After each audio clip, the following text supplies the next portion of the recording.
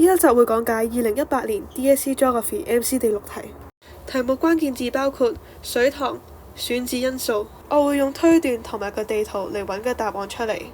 Reservoir 水塘係點樣製造嘅呢？首先揀一座高山，佢有好多水源嘅，然之後就起一埲牆嚟截住啲水，唔俾佢流落去，啲水積埋一齊就叫做 reservoir。所以起一個水塘要一個斜啲嘅地，而唔係選項1嘅 flat relief 平坦地勢。睇返幅地圖，你會見到香港仔上水塘附近嗰啲 contour line 等高線都係好密集嘅，證明佢個地好斜。選項1錯。選項2話一個水塘要喺一個 river valley 河谷嗰度。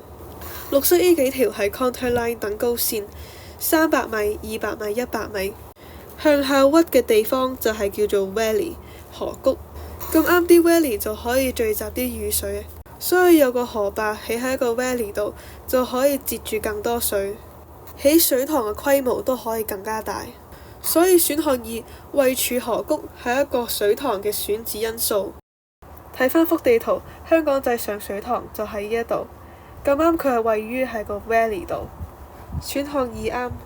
選項3就話個水塘要鄰近住宅區，但係個水塘咁鬼死大，會佔用咗好多空間。如果佢好近一個住宅區，就會限制咗嗰區嘅發展，所以選項3錯。睇返個地圖，個香港仔上水塘附近係冇乜建築物嘅。即使呢啲有可能係住宅區，但佢都離呢個水塘係好遠嘅，所以再次確實咗選項3 proximity to residential areas 係錯嘅。得選項2啱，答案係 boy。想知多啲 map reading 技巧，就嚟睇地圖閱讀系列啦。